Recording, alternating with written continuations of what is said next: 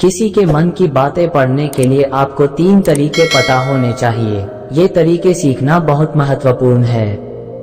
इन तरीकों को सीखकर आप आसानी से समझ सकते हैं कि कोई कैसा सोच रहा है। तो आइए मैं आपको गौतम बुद्ध की एक कहानी सुनाता हूँ जो आपको दूसरों के मन को पढ़ने के तरीके सिखाएगी। बहुत समय पहले की बात है। एक छोटे से गांव में 2 भाई थे।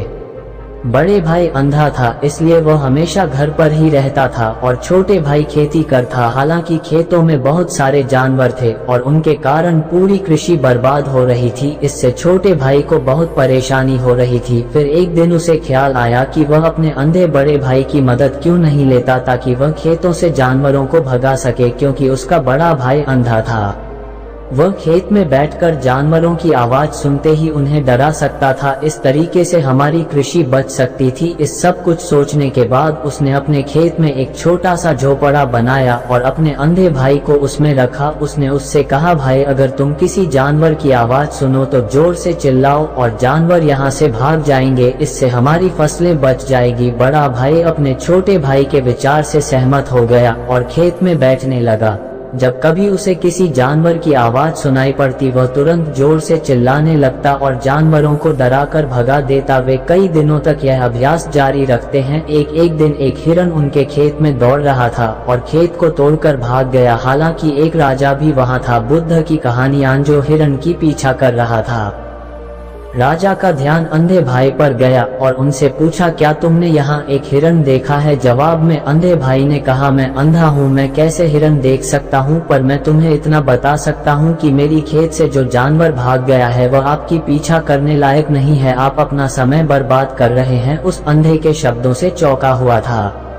उसे आश्चर्य हुआ कि अंधा ये कैसे कह सकता है कि जो हिरन मैं ढूंढ रहा हूँ वह पीछा करने लायक नहीं है। तब राजा ने अंधे से कहा, क्या तुम मुझसे झूठ नहीं बोल रहे? एक और तुम कहते हो कि तुम अंधा हो और दूसरी ओर तुम ये दावा करते हो कि वह जानवर जो यहाँ से भाग गया है मेरे पीछे पड़ने के लायक नहीं है। फिर अंधा भाई ने कहा, ओ राजा, वह प्राणी जिसे तुम हिरन समझ रहे हो वह वास्तव में हिरन नहीं है। वह एक मादा हिरन है और मेरे ज्ञान के अनुसार वह गर्भवती है। मैंने कभी सुना नहीं है कि कोई राजा एक गर्भवती मादा हिरन की शिकार करता है। इसलिए मैं तुम्हें ये कह रहा हूँ कि वह तुम्हारे पीछे पड़ने के लायक नहीं है। तुम्हें उसकी पीछा करने में अपना समय बर्बाद नहीं करना चाहिए। ये सुनकर राजा और भी हैरान हुआ।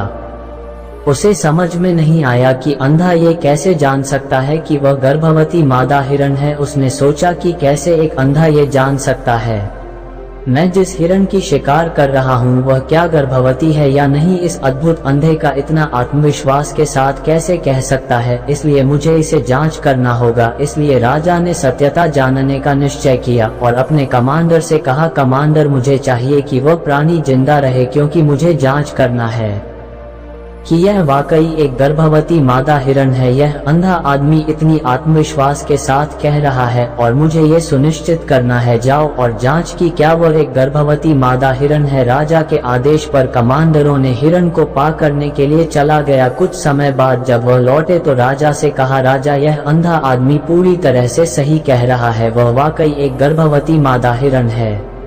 इस सुनकर राजा हैरान हो गया। उसे समझ में नहीं आया कि यह अंधा आदमी कैसे जान सकता है कि वह गर्भवती मादा हिरन है। राजा के मन में कई सवाल उठे। आखिरकार राजा ने इस पर पूरी तरह से समझौता करने का निश्चय किया और अंधे से कहा, सुनो, मुझे यह नहीं पता कि तुम सचमुच अंधे हो या नहीं, लेकिन मैं तुमसे एक सवाल पूछने आया हूँ।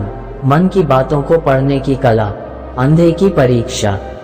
क्या तुम मेरे सवाल का सही जवाब दोगे? जवाब में अंधे ने कहा, राजा, आप मुझसे जो भी पूछना चाहेंगे मैं आपको सच्चाई से जवाब दूंगा। राजा ने कहा, देखो, एक और तुम कहते हो कि तुम अंधे हो और दूसरी तरफ तुमने मुझे कहा कि मैं जिस जानवर की मैं पीछा कर रहा था तुम कहते हो कि वह गर्भवती मादा हिरन है और साथ में तुम्हें ये भी पता लगाता है कि तुम्हारे खेतों में जानवर कब आते हैं और कब जाते हैं। तुमने ये सब कैसे अनुमान लगाया? तब अंधा आदमी ने समझाया, सर, जब आप उस मादा हिरन की पीछा कर रहे थे तो उसकी गति और दौड़ते हुए आवाज से ही मुझे पहले से ही समझ आ गया था कि यह हिरन है। और मेरी खेत की बांध काफी छोटी थी, उसकी ऊंचाई ज्यादा नहीं थी। अगर यह सामान्य हिरन होती तो वह आसानी से उस बांध को पार कर सकती थी, लेकिन वह हिरण ने उस बांध को तोड़कर भाग लिया था, और यदि वह बांध पार करने की कोशिश करती तो उसके संतान को खतरा होता। इसलिए मुझे समझ में आ गया कि वह गर्भवती है। इस व्याख्या को सुनकर राजा अंधे के विशेष ज्ञान और कौशल को देखकर चौंके हुए हैं। वह समझता है कि यह व्यक्ति अंधा होने के बावजूद अनूठी जानकारी और क्षमताओं से संपन्न है। राजा इसका लाभ उठाने का निश्चय करता है और अंधे से एक और सवाल पूछता है। राजा कहता है, तुम बहुत बुद्धिमान हो, ठीक है तो चलो आगे बढ़ते हैं। उसके बाद वह जोर से कहता है,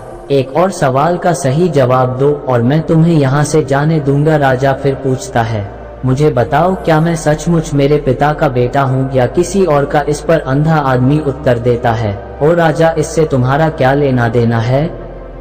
चाहे आपके माता पिता कौन हो, आप इस राज्य के राजा हो, तो इस सवाल को छोड़ दो। लेकिन राजा जिद करता है, नहीं नहीं, मुझे इस सवाल का सटीक जवाब चाहिए, वरना ये सवाल मुझे हमेशा परेशान करेगा। इसलिए मैं सच्चाई जानना चाहता हूँ। अगर तुम सही जवाब दोगे तो मैं तुम्हें यहाँ से जाने दूंगा। अंधा आदमी उत्तर देता है, ओ राजा, मेरे लिए इस सवाल का उत्तर देने के लिए तुम्हें अपनी माँ के पास जाने की कोई आवश्यकता नहीं है। मैं अभी बता सकता हूँ कि तुम किसके बच्चे हो, लेकिन उससे पहले मैं चाहता हूँ कि तुम मुझसे वादा करो कि तुम मुझसे गुस्सा नहीं करोगे। राजा कहता है, हाँ, मैं वादा करता हूँ कि मैं गुस्सा नहीं करूँगा। फिर आदमी जवाब देता है, ओ राजा, मैं तुम्हें बताने की आवश्यकता नहीं है कि तुम सचमुच अपने पिता के बच्चे हो। मैं तुम्हें अब बता दूं कि तुम मेरे स्वामी राजा और परमेश्वर के पुत्र हो। मैं वादा करता हूं कि मैं आपसे गुस्सा नहीं होऊंगा। फिर अंधा राजा से कहता है, तुम सचमुच अपने पिता के बच्चे हो, लेकिन तुम एक कंजूस व्यापारी की छाया में भी हो। ये सुनते ही राजा बहुत खुश हो जाता है और तत्काल अपनी माँ के पास जाता है।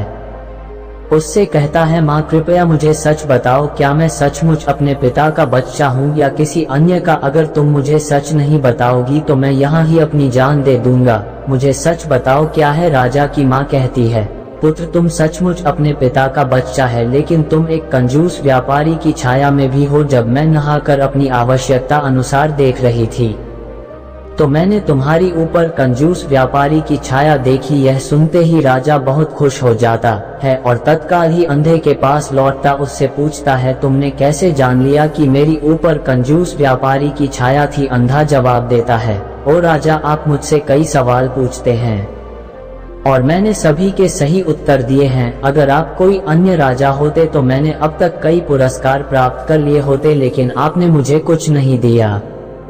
मैंने अब तक एक भी पैसा नहीं लिया है। इसी से मैंने अनुमान लगाया कि आप बहुत कंजूस है। ये सुनकर राजा हंसते हुए कहता है, जो भी तुम मांगो मैं जरूर दूंगा, लेकिन मुझे बताओ, तुम कैसे जान लेते हो क्या सही है और क्या गलत, और तुम इतने सटीक और निष्कलंक उत्तर कैसे दे सकते हो? अंधा आदमी कहता है, ओ राजा, मैं प्राकृतिक रूप से अंधा हूँ। अगर मेरी आंखें होती तो मैं किसी के विचारों को आसानी से समझ सकता। मन का अपनी भाषा होती है और इस भाषा को किसी के शरीर की क्रियाओं में देखकर समझा जा सकता है। व्यक्ति की आंखों, होठों, काम करने के तरीके और उनकी गतिविधियों को देखकर हम समझ सकते हैं कि उसके मन में क्या चल रहा है।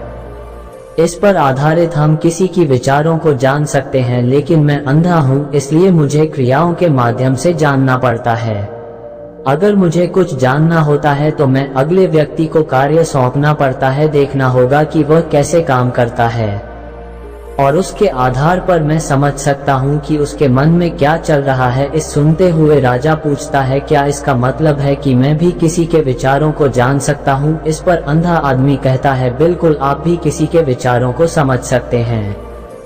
मन की बातों को पढ़ने की कला के 3 तरीके, लेकिन उसके लिए आपको पहले अपनी आत्मा पर काम करना पड़ेगा और वह काम है अपनी मानसिकता को शांत करना, अपनी मानसिकता को वर्तमान में लाना। इसके लिए आज मैं आपको 3 तरीके बताऊंगा और ये 3 तरीके बहुत ही सरल और आसान है, मन की बातों को पढ़ने की कला। लेकिन राजा, इससे पहले आपको एक चीज करनी होगी, अपनी मानसिकता को संकेंद्रित, दूसरों के विचारों को समझ सकते हैं।